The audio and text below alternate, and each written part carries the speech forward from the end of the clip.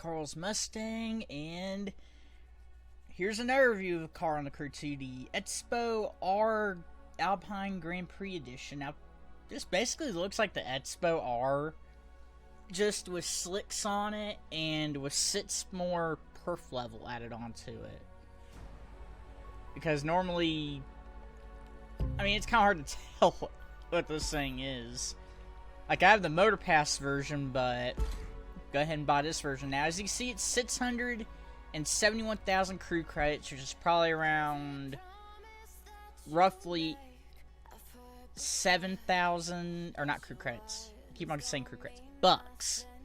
It's 671,000 bucks, which is roughly probably around 800,000, 700,000, 800,000, possibly 900,000 without the season pass. But let's go ahead and take it out on the track and see if it's better than the damn GTO, because GTO Rally Raid was horrible. Okay, here I am with the Expo Alpine, and this thing's damn fast. I drove it a little bit. I didn't take it into the race, but I drove it, and it is damn fast. It wouldn't surprise me if this thing's right behind the Mark X. Now, as you saw, it's fully upgraded. And yes, I do have a little bit of traction control and stabilizer control, but that's because the other F1 cars, like the Red Bull ones, handle like total crap. But as you can see, there's no tune set for the stock tune.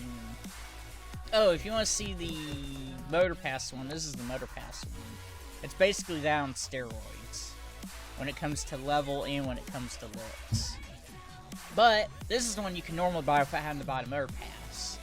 And today we're going to be using Jesse's Track Alpine Grand Prix. Now, as usual, I'll go quiet and I see you guys out on the track.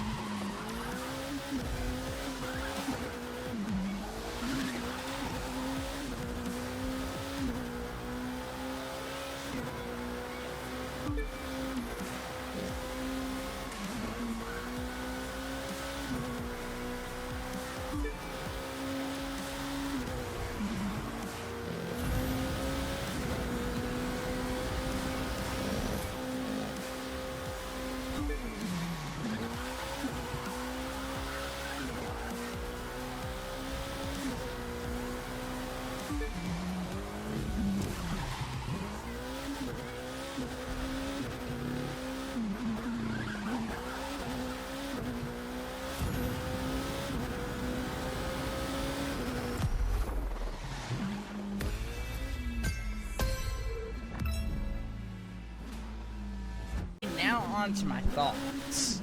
This thing's a damn piss rocket. That's the only way to explain it. I mean, I love the handling. Like, normally the Alpine Grand Prix cars have a problem with a little bit of understeer at higher speeds. This one has it, but since it's a little bit of a mix of the street racing handling, it doesn't arise as much.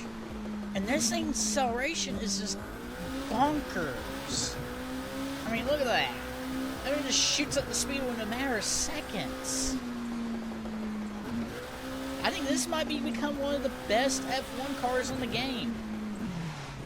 I mean, I go look at the leaderboard right now, and I think I got a second off my original time that I set with the Mark X. Yes. Because I set a 204, and that's a 203. So if I would have cleaned up my run a little, because I could have cleaned up the run a little bit more, I probably could have beat my record without Nitro Chemist. And that record's with Nitro Chemist. And with no tune. This thing has no tune. That did. And I could probably beat my friend's record too if I had Nitro Chemist in this thing. This thing's definitely worth buying. And definitely a hell of a lot better since after driving that GTO. That Rally Raid GTO was a disaster. But this thing's definitely worth getting. This thing's damn fast. And I can imagine it'd be very helpful in the new East Coast Tour races. Because as I said, it has a little less understeer than a normal Alpine Grand Prix car. I mean, well, sorry for the lag, if that's even showing up. But this thing, it handles. I like it. I like it a lot. I think it's definitely worth getting. I mean, I might even prefer it over to Mark X. But that's all I really have for today's video, and I'll see you guys later in the next video.